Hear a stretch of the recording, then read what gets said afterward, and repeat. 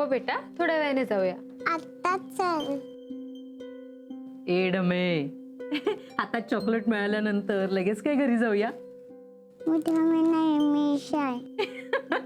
कशी पोपटासारखी बोलते ग. खूप बडबडी आहे. मानसी, तुला बघून इतका आनंद होतोय ना मला की मी तुला एक्सप्लेनही करू शकणार नाही, इतका आनंद होतोय. खरंच सांगते, आत्ता मला कळतंय की तू इथे असताना सगळी कामं इतकी चोख आणि व्यवस्थित पार पडत होती ना. अगं सारिका आणि विकास तर गेली 3 वर्ष रोज तुझी आठवण काढतायत. तुझी रिप्लेसमेंट मला मिळालीच नाही. मम्मा चल ना घरी. बाळा, मम्मा खूप दिवसांनी आली ना इथे. मला बोलू दे ना जरा प्लीज.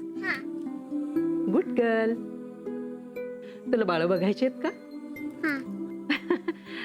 थांबा, मी सारिका मावशीला सांगते.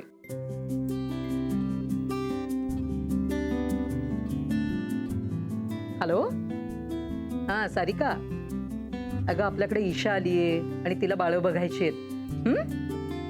सगळी दाखव तिला. चल, मी पाठवते तिला बाहेर. चला,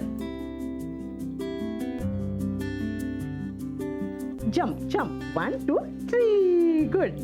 हे घे सारिका.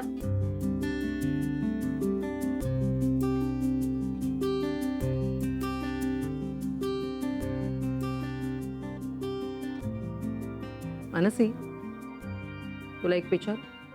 हो. तू हे हॉस्पिटल पुन्हा जॉईन करू शकतेस. तू दिल्लीला जाण्यापूर्वीही देखील मी तुला हेच विचारलं होतं. आत्ताही विचारते. आत्या, तुम्ही मला परत इथे यायला सांगताय, मग विक्रांतला इथे येण्यापासून का थांबवताय? अशाने तो बरा होणार आहे का?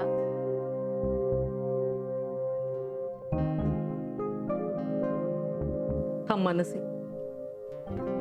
2 मिनिटं बस. तुझ्या प्रश्नाचं उत्तर ऐकून जा. विक्रांतला या हॉस्पिटलमधून दूर ठेवण्याची मला हौस आहे का? तुला असं वाटतंय का की मला या सगळ्यांनी खूप आनंद होत असेल? पण आत्या, हॉस्पिटल पासून दूर राहून विक्रांत आणखी आजारी पडेल.